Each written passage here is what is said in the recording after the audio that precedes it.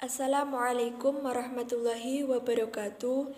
Di sini kami dari kelompok 4 yang beranggotakan Dwi Pujiono, Eka Nurmalia Dewi, dan juga saya sendiri Ana Septiani akan mempresentasikan makalah kami yang berjudul Landasan Pengembangan Kurikulum PAI. Langsung saja, untuk yang pertama yaitu landasan filosofis. Kurikulum pada hakikatnya adalah alat untuk mencapai tujuan pendidikan. Karena tujuan pendidikan sangat dipengaruhi oleh filsafat atau pandangan hidup suatu bangsa, maka kurikulum yang dikembangkan juga harus mencerminkan falsafah atau pandangan hidup yang dianut oleh bangsa tersebut. Secara harfiah, filosofis atau filsafat berarti cinta akan kebijaksanaan. Orang belajar filsafat agar ia menjadi orang yang mengerti dan berbuat secara bijak. Untuk dapat mengerti kebijakan dan berbuat secara bijak, ia harus tahu atau berpengetahuan. Pengetahuan tersebut diperoleh melalui proses berpikir, yaitu berpikir secara sistematis, logis, dan mendalam. Pemikiran dalam berfilsafat sering disebut sebagai pemikiran radikal atau berpikir sampai ke akar-akarnya. Filsafat mencakup keseluruhan pengetahuan manusia, berusaha melihat segala yang ada ini sebagai satu kesatuan yang menyeluruh dan mencoba mengetahui kedudukan manusia di dalamnya. Keberadaan aliran-aliran filsafat dalam pengembangan kurikulum di Indonesia dapat digunakan sebagai acuan, akan tetapi hendaknya dipertimbangkan dan dikaji terlebih dahulu dengan nilai-nilai falsafah hidup bangsa Indonesia. Karena tidak semua konsep aliran filsafat dapat diadopsi dan diterapkan dalam sistem pendidikan di Indonesia. Aliran-aliran filsafat dalam pengembangan kurikulum di Indonesia. Yang pertama, aliran progresivisme. Aliran progresivisme mengakui dan berusaha mengembangkan asasnya dalam semua realita kehidupan, dengan tujuan agar semua manusia dapat bertahan menghadapi semua tantangan hidup.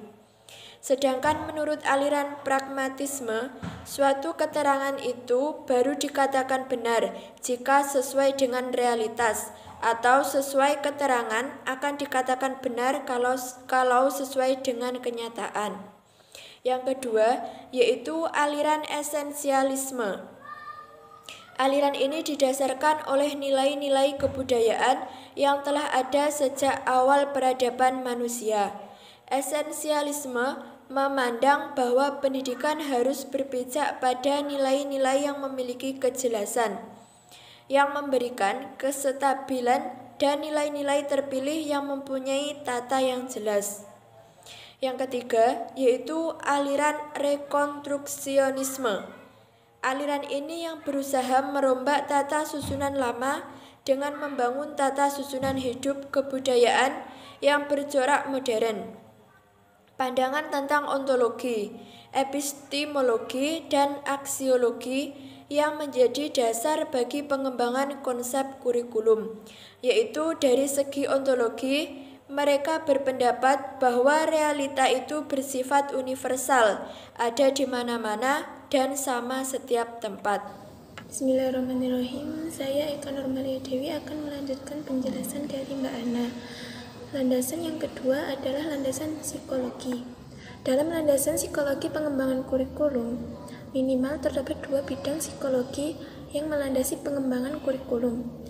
Yang pertama yaitu psikologi perkembangan dan yang kedua yaitu psikologi belajar. Psikologi perkembangan adalah sebuah ilmu yang mempelajari tentang perilaku individu berkenaan dengan perkembangan yang semuanya dapat dijadikan sebagai bahan pertimbangan dan mendasari pengembangan kurikulum. Sedangkan psikologi belajar atau belajar adalah suatu proses yang dilakukan individu untuk memperoleh perubahan perilaku atau tingkah laku yang baru secara keseluruhan sebagai hasil dari pengalaman individu itu sendiri dalam berinteraksi dengan lingkungannya. Psikologi perkembangan. Secara bahasa, perkembangan adalah proses menjadi bertambah sempurna. Sempurna itu adalah sempurna kepribadian, pikiran, pengetahuan, dan lainnya. Sedangkan menurut istilah, perkembangan adalah proses perubahan yang berkesinambungan dan saling berhubungan yang terjadi pada setiap makhluk hidup menuju kesempurnaan kematangannya. Jadi, psikologi perkembangan peserta didik adalah sebuah proses perubahan fungsi-fungsi jasmani dan psikis peserta didik yang berkesinambungan dan berhubungan menuju kesempurnaan kematangannya. Sedangkan untuk melihat perkembangan psikologi peserta didik secara khusus digunakan teori pentahapan atau perkembangan. Di antara teori tersebut yaitu teori Piaget dan Brunner. Perkembangan psikologi individu menurut Piaget berkembang secara kualitatif melalui 4 tahap. Setiap tahap memiliki karakteristiknya. 4 tahap perkembangan menurut teori Piaget dan Brunner. Yang pertama, sensori motor piorit mulai usia 0 sampai 2 tahun. Periode ini ditandai oleh penggunaan sensori motorik, yaitu penggunaan pengamatan dan penginderaan.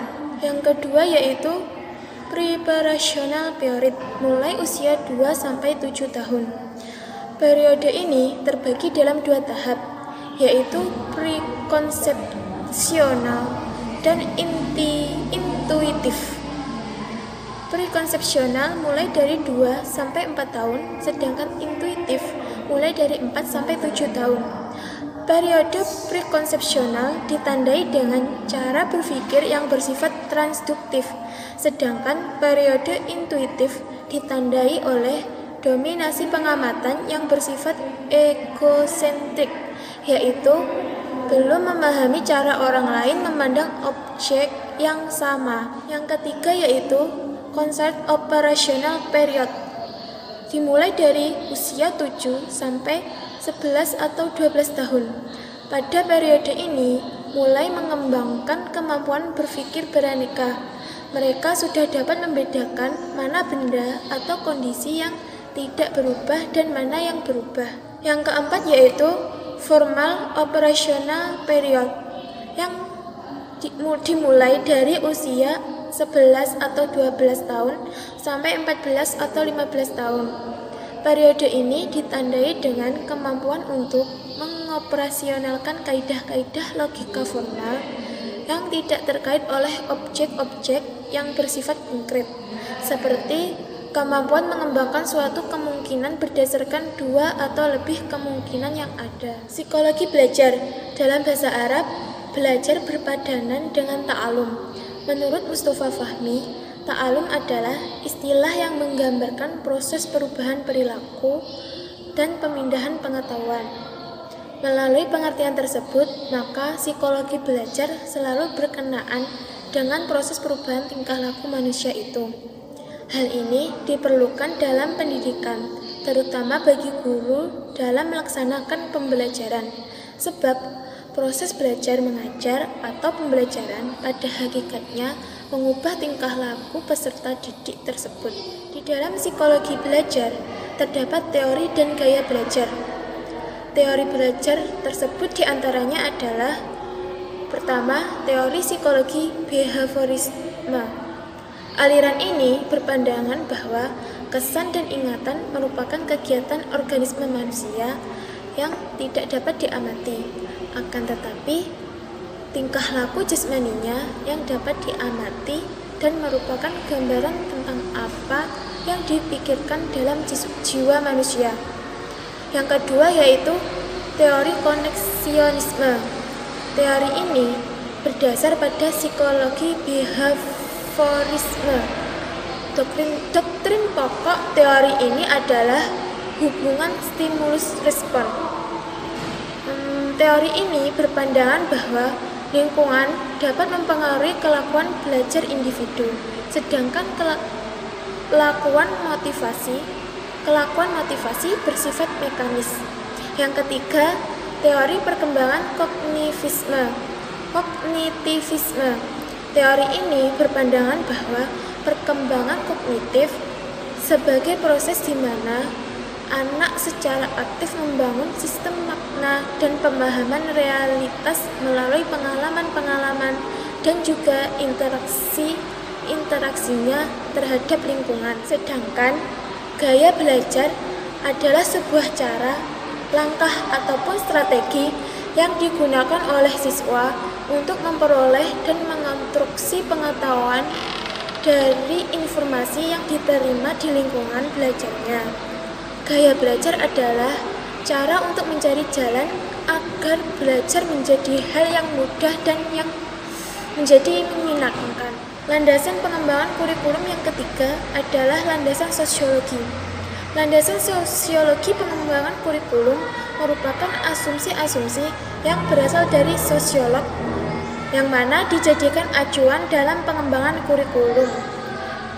Sosiologi kurikulum merupakan sebuah proses kerja intelektual untuk mengaitkan prinsip-prinsip, seleksi, dan pengorganisasian kurikulum dalam sekolah, serta kaitannya dengan setting interaksi sosial yang mana berada dalam struktur sosial yang lebih luas.